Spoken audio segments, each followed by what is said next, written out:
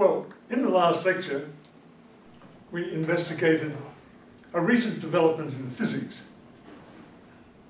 that can be viewed as pointing in the direction of the views that we've been espousing in these lectures. The theory of emergence.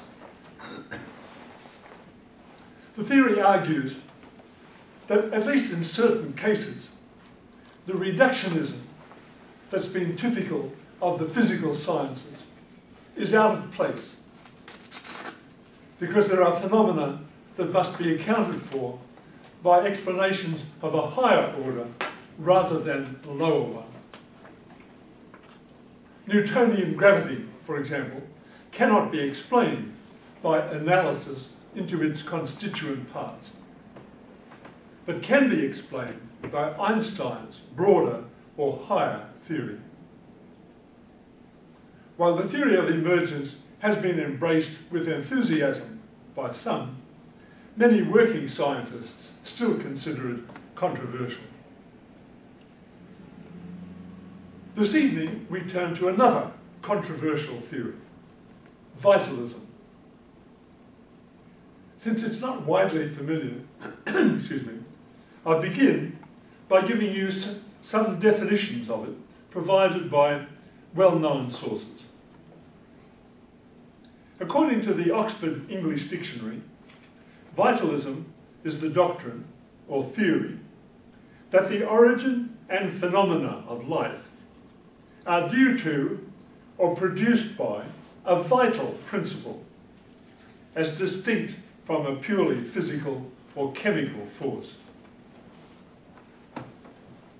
According to Webster's New World Dictionary, vitalism is the doctrine that the life in living organisms is caused and sustained by a vital force that is distinct from all physical and chemical forces, and that life is, in part, self-determining and self-evolving.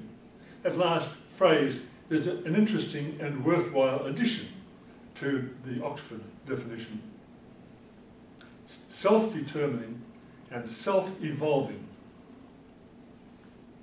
The Encyclopaedia Britannica describes it as a school of scientific thought. Now, this is also an interesting addition, and this is a true addition, and the result, or perhaps I should say rather the cause, of much of the dispute that surrounds the concept of vitalism. So it's a school of scientific thought, the germ of which dates from Aristotle, that attempts, in opposition to mechanism and organicism, to explain the nature of life as resulting from a vital force peculiar to living organisms and different from all other forces found outside living things. This force is held to control form and development and to direct the activities of the organism. And then the Britannica goes on to add, vitalism has lost prestige as the chemical and physical nature of more and more vital phenomena have been shown.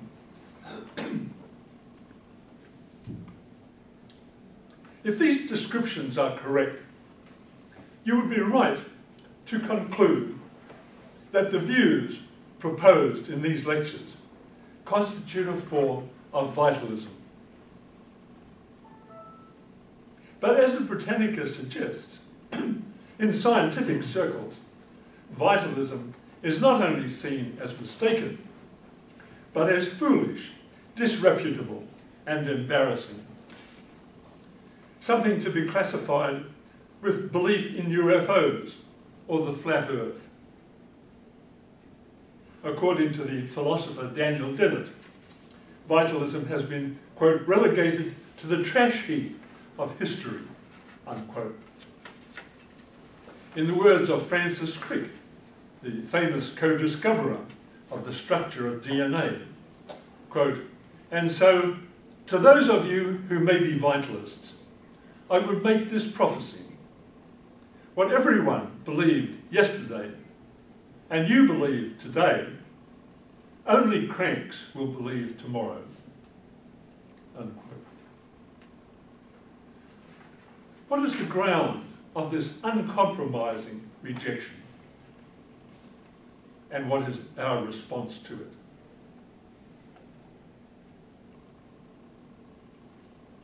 For the answer to the first question, we must turn to history.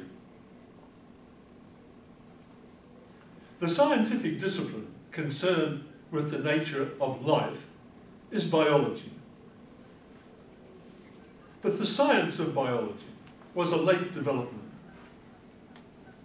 Modern science began, as we saw, around 1600 with physics and astronomy. William Gilbert on magnets, Kepler on the planets, Galileo on motion, Newton on gravity, and so on.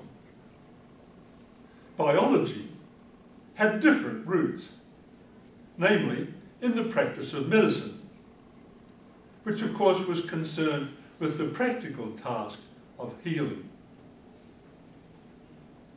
Biology did not emerge as a science in its own right until around the beginning of the 19th century, 2 centuries after Galileo. By that time, the new physics was well established. And you will recall that the worldview associated with that physics was entirely mechanistic.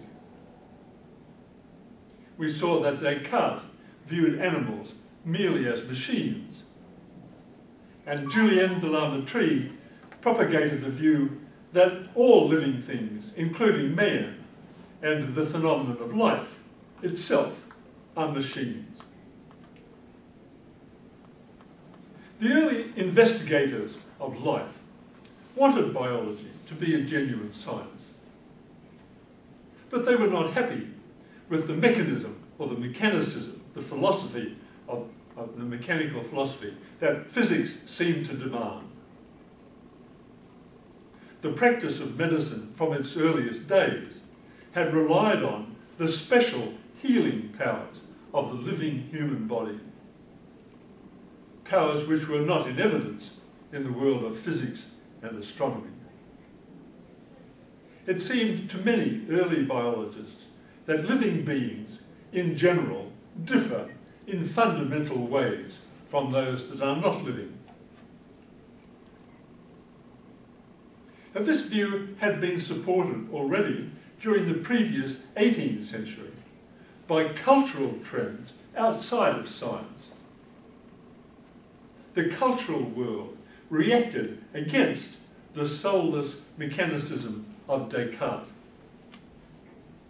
We can find many references in English poetry and literature, and even philosophical, political, and economic writing during that century, to the mysterious power of vital spirits or sparks, vital particles or functions, vital energies, forces and motions, vital air and vital breath.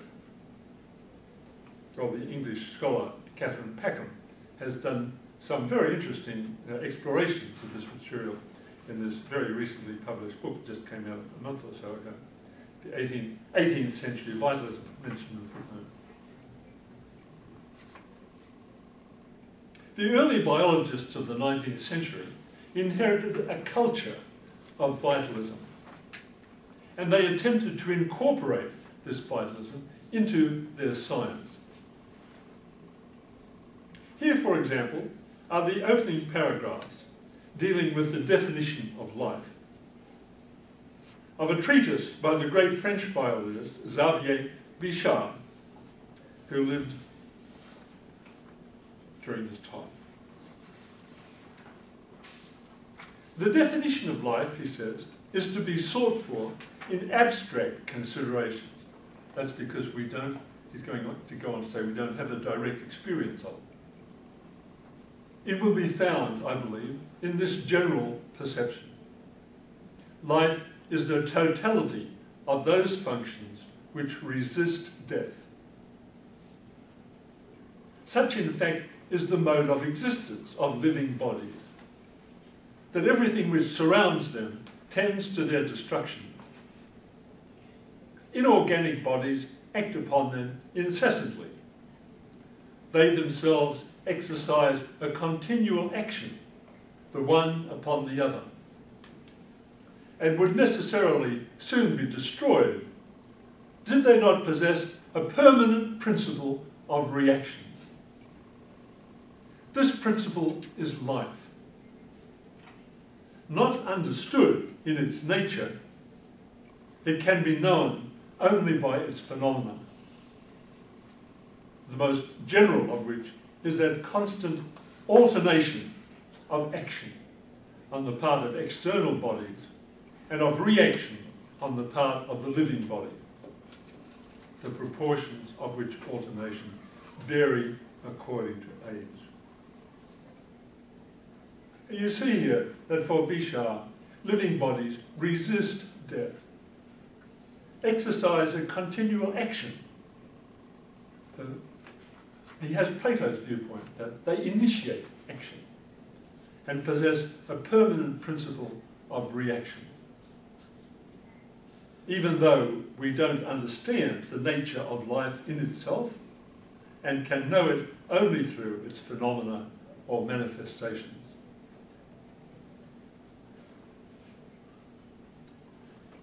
Now, the strict meaning of the word science that we have today in the English-speaking world, as meaning the experimental investigation of nature, exemplified especially by physics and chemistry, which put forward testable theories and endeavoured to prove them. This meaning of the word science, this strict or narrow meaning of the word, developed only around the middle of the 19th century. Before then, the word science had generally the broader meaning of an organised or systematic body of knowledge about almost any kind of subject. It was in this sense that Aristotle spoke of episteme, which is usually translated science. And this broader sense is still, to this day, the usual meaning of the word Wissenschaft in German. So the Preußische Akademie der Wissenschaften deals very often with literature, for example, the Academy of Sciences.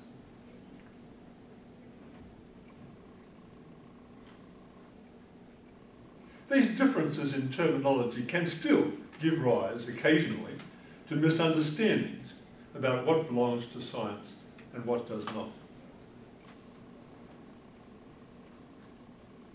Now, this tightening of the meaning of the word science occurred in the English-speaking world at the same time as the concept of biology developed to mean the scientific, in this new, stricter sense, the scientific investigation of living beings.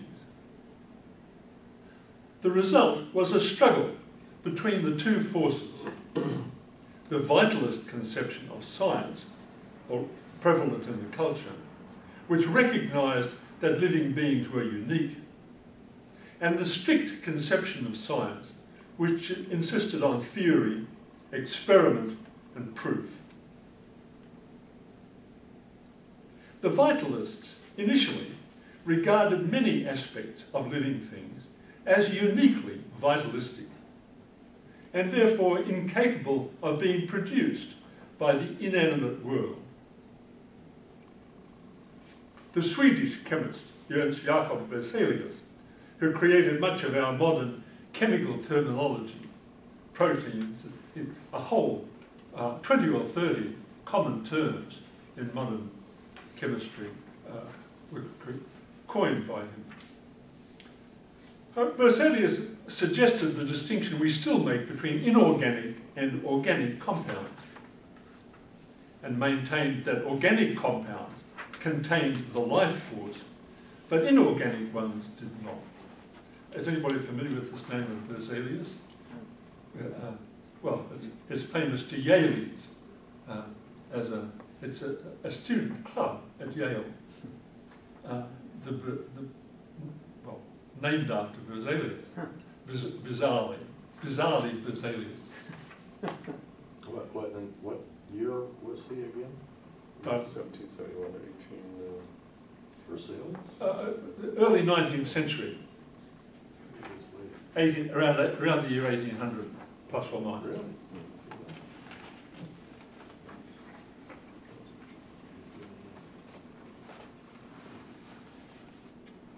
The Vitalists believed that certain substances, such as urea, could only be produced by living bodies.